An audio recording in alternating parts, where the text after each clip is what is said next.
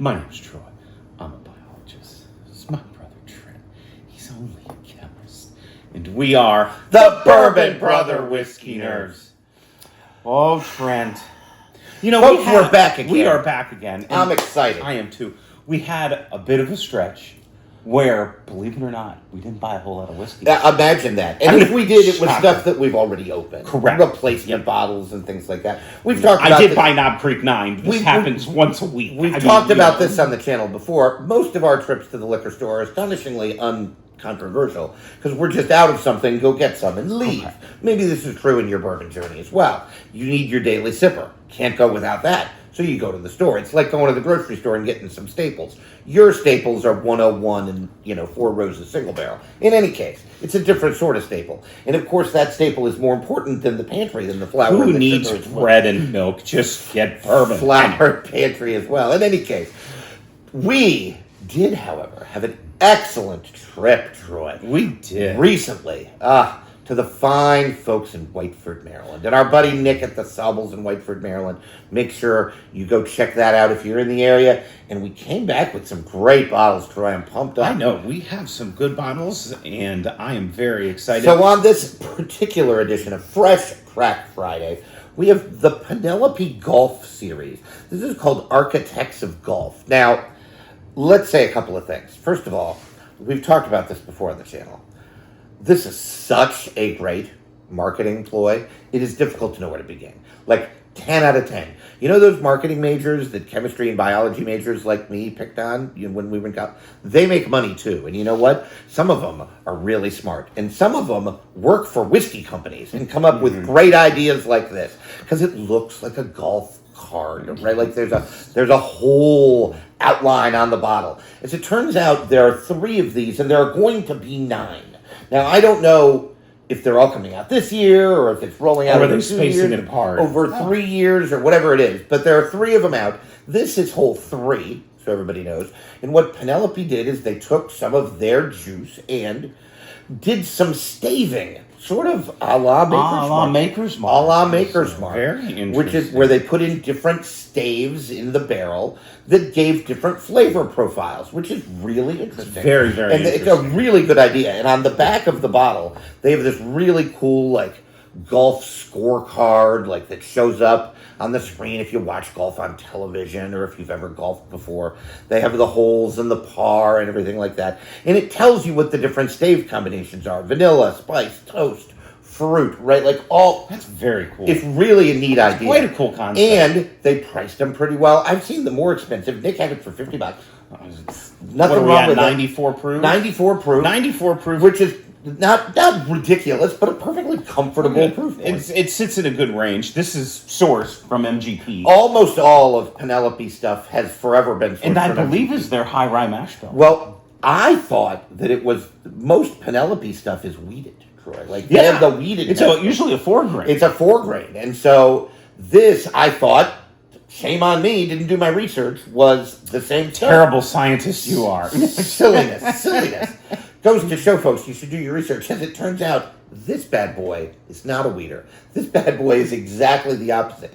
This comes in at the borderline legendary MGP mash bill of 60-36-4, which means far from a weeder. This son of a gun has 36% rye in it. So this is a 94 proof 36% rye. Well, they're speaking our language. MGP sourced whiskey for $50. That is cool. It is a fresh crack. I'm going to invert this bad boy, and we're going to talk about some Penelope. Troy. Penelope, created by a man who named it after his daughter. And my understanding is the idea for Penelope whiskey was born on the golf course. That was where it came from. And so they're paying homage to that. Which is kind of cool. Some neat distillery history there. Now, I think and again, there are other channels that do this a little bit better than us. I've mentioned specifically slide that off. Bourbon Real Talk and Randy and West do a great job with this. We don't talk a lot on this channel about the business of whiskey, but I do think recently this man who created this company sold it to MGP. He was sourcing from them. And so don't cry for him. He made out just fine. Because the juice turning out of that place is really good. That Penelope 10-year Troy and I can't stop talking He's about smiling because of the zeros after the payday he got. that. Correct, right. I think we're talking about, at minimum, the world's newest millionaire. Yeah. But in any case, hey, going in for the nose on some Penelope Architects of Golf series. You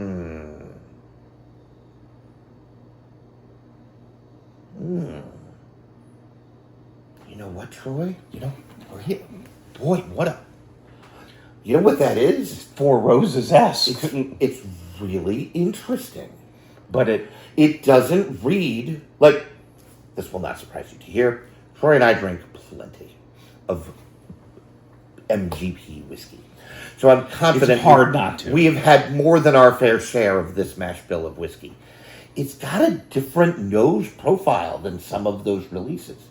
It presents a little more spicy and floral. Yeah, that's why I went the Four Roses direction. I'm getting almost a soapy strawberry note. Well, what I was most impressed by first was that, because 36% rye is a borderline massive rye mash bill, and so they don't get much higher than that. And so that is an incredible amount of rye whiskey to put in a bourbon, or rye grain to put in a bourbon, and so I was expecting it to just be allspice. Now I was expecting to like it because that's right in my wheelhouse, but it presented a lot sweeter than I thought. Some really nice leaning into these caramels and vanillas. I'm gonna say it, strawberries and cream, which I often say with Blanton's. Because there is that element of like a buttercream frosting. I'm getting type some thing. toast. Oh, It's you know what it reminds me a little bit of. Now this is a totally separate mash bill. Reading a little bit like that Jack Daniel's Heritage series. Oh yeah, which like a little toasty, marshmallowy. Yeah, like a to toasty, it, you know. You know what? Graham cracker. There is a lot. The thing that I like the most about this is that for $50, let me tell you, there is a ton going on in here, right? Like we're just getting started with notes. Like there is. I'm getting some smoke and some barrel char. There's just so many notes.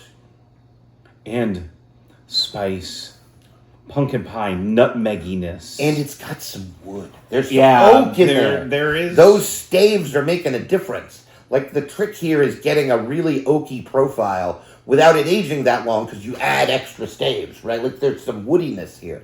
It almost reads like if you poured some Maker's Mark 46 in with some Four Roses, which I'm not sure you should do. But that's a good point. But that's the closest I can get right now.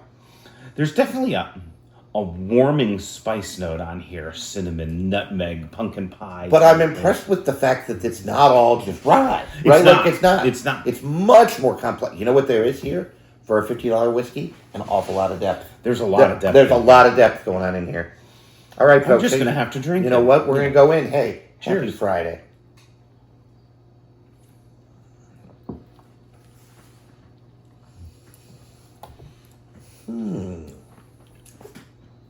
Hold, please. Oh.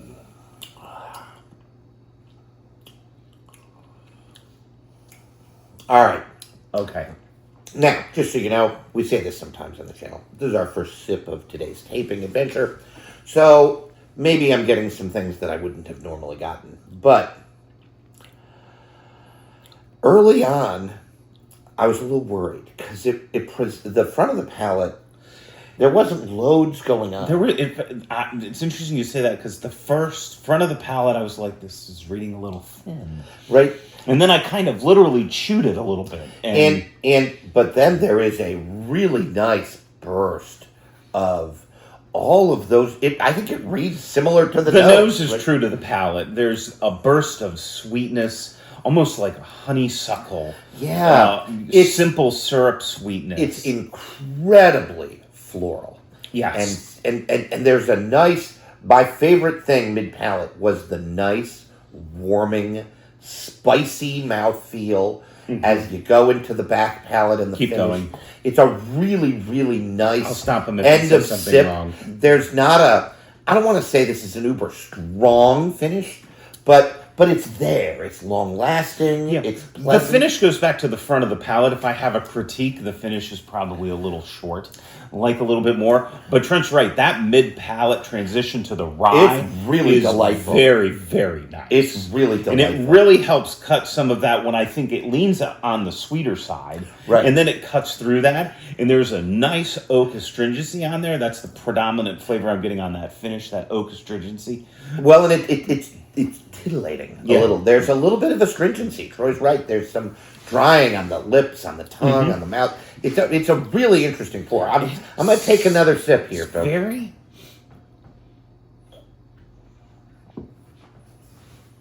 The nose is transitioning a little bit, Trent. Now I'm getting more of that spice stuff.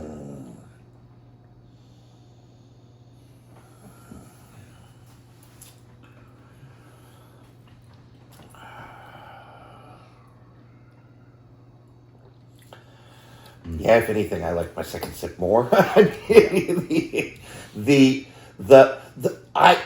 think my struggle, not that I dislike the whiskey, because allow me to assure you that is not true, is that I'm having trouble placing the sweetness. I don't think it's as simple as just vanilla, brown sugar, caramel. I think they're leaning into that a little. Troy's right. There might be a raspberry. There's a strawberry, raspberry, almost. There's something going on in there that I can't place. Maybe it's that toasted note. Troy and I don't drink a lot of toasted whiskey. It could There be. is a toast profile on the back It of could this. be. There is that toastiness, which I think is that astringency we're picking up on the back of the palate. Right. Yeah. Well, and I think that's sort of maybe in the world of whiskey, that's a divisive note. Like you either love it or you hate it, right? I don't know that I'm uber in. I don't want to speak for Troy, but I think he's in broad agreement to toasted products. Right, Not general. and but we have some that we like. Other right? than the heritage from Jack Daniels. Oh no, which is because that's just- just that it's stuff is incredible incredible. stuff. So, but this reads a little like that, right? Not uber high proof, right? No. but it drinks. It drinks elevated. It does. It drinks really elevated. There's a clear front, mid, finish, nose progression here. I don't know that my well, see, there's a warming to the finish that Kentucky Hug helps. There is a warming. But it's to the not. finish. But it's not uber spicy. It's tough to describe. It might be smoother than I wish, right? In that it's not. There's not a lot of flavor dynamics there. It right? leans on the lighter, sweeter side, but there's enough rye spice in here. Are you a shy rye guy? It'll be okay. You're afraid of high rye mash bills? This is one to get. Because it doesn't lean into that quite as much Correct. as the Four Roses. It really right? doesn't. No. It doesn't drink like a wide rye I need whiskey. a touch more. It doesn't drink like a rye I want a whiskey. third sip, which is a good testament to the whiskey because I Yeah, want no, a little bit more. I'll just take a little bit more. I don't need a lot. Pour me a topper off, a little warm up, like at the diner. Yeah. And go get diner breakfast. When the waitress says, "You want a little warm up on your coffee? You got a little bit less." Absolutely. Of course, you always say, "Yes, you're having diner breakfast." Now we're doing that with whiskey. That was a great nose there. Just Yeah. a beautiful blend of some oak, some spice, some sweetness. I think I'm probably wrong, and I'm at peace with that. They probably do lean into those brown sugar, vanilla, caramel. It's probably a little bit more simple than I think. But Troy's right. There's an underlying There's a fruit fruit and component creaminess there that is tough to And place. it's not dark. I don't it's think it's lighter bright or fruit. dark. It's right? lighter fruit. But I don't think it's citrusy either. No, It's I'm not not getting orange. that acidic lemony note. It's definitely more like I'm going to go back to strawberry because Yeah, that's what it it's something presents to in me. there. That toasted note is there, almost like a barrel jar. Yep. Or sometimes I describe that note as almost metallic. Where if you like have- you smell the toaster Little bit. heating up, right? Almost like fresh cut wood or fresh milled lumber. You know, you go to Home Depot and you're getting that woodiness. That's kind of what I hearken to. Or if you're stacking seasoned firewood, you get Right. that woodiness to it. There, each sip I have, I like more. I'm now in my third sip. I'm going to take a fourth. It's real. My favorite part is still the first part I liked. After you get past the sweetness, not all of which we're maybe describing beautifully, that really nice, robust punch Almost of honey spice. The sweetness is honey. Yeah, spice and floralness. And if you tell me that you can't do Four Roses because the potpourri-esqueness and the floralness and the rye just combine to go too far, this is almost like a Four Roses light, right? Like it leans into all the Tastes same great, notes. less filling. But it almost is like not quite as aggressive with that. This, Troy, for this $50, is a very nice for $50 at a solid proof point. You're getting, as we mentioned, an elevated pour. Who is this for? If you're drinking Buffalo Trace, you're drinking 101. Because you only buy $35, $40 whiskey. You're drinking, it's not Knob Creek 9. I need something lighter than that. Michter's small batch, flagship bourbon. Something in that high core, that is a good example. And you want something a little elevated. You want something where, okay, where's my extra $20, $25 going? This is a good bottle. This is a good bottle. I want to find something to lean into this a little bit because this is... It's very good. I'll hit Troy with this question because it's hard and we'll see if he struggles. We recently, for March, you should have joined us. If you didn't, make sure you can check out all the videos. And we did the best $50-ish bourbon out there. If this is on the list, Troy, I'm not willing to say this doesn't win one of those blinds. No, I think it easily. I think it could have. I think it you easily put this could. up. You put this against Sagamore's High Rye Bourbon. You think it stands a chance? You put this directly up against Four Roses Single Barrel. Does it stand a chance? I'm not willing to say the answer there is no. The Sagamore from last year might win because of the high proof point. Right, yeah. So, right. But Trent's point is well taken. I think this could stand alone in that type of It wine. leans into that category of one of the best $50-ish whiskeys I might even argue that it drinks like a $60, $65 pour. I think if you paid $70 for this, you're not mad about it. You might not be disappointed. I don't know that I'd go much higher than that. I don't think I would. Or something. Some of these are... and whiskey pricing is like gas pricing. I've never seen prices change so often. I don't understand. Totally true. It's like 35 cents in 12 hours. It's like, what did you do? Like what happened? What happened? But so there's a gamut between, pricing. But if you're seeing this in your area, what are you seeing it for? Because I'm legitimately curious. Because we've seen it I don't know vastly different price points. We've seen it at 90, 50, and everywhere in between. It's sort of ridiculous. It's really kind of strange. So that would be a good comment to leave. And maybe you've had it. Maybe you've had one of the others. Because I got to tell you, I kind of want the other. Now I kind of want. Doggone it. Those marketing majors, 1 through 9, it's a ploy to get you to buy more whiskey like you needed one. I mean, realistically. Damn them.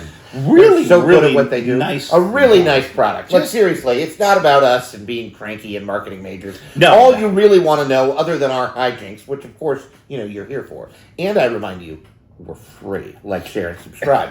All you got to do is push one single button, real free. Now, if you really want to support the channel, you check out that Patreon page. Make sure that you do that.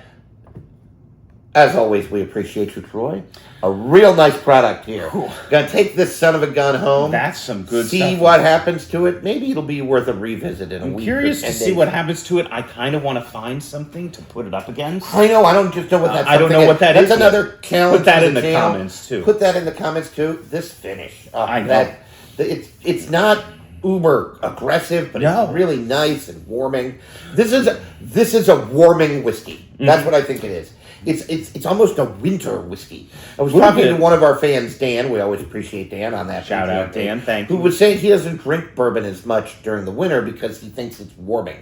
He's right about this one. This is a warming whiskey. Now, Troy and I don't care. It could be 100 degrees outside. It was, and I drank whiskey. We'd be taping it out there, and we'd still be drinking. But in any case, folks, I think that's all we have time for today. Thank you, as always, for joining us. Please, no matter what you're drinking, whether it's a Tuesday or a Fresh Crack Friday, always drink what you like. I like what you drink. We'll see you next time. Bye, everyone.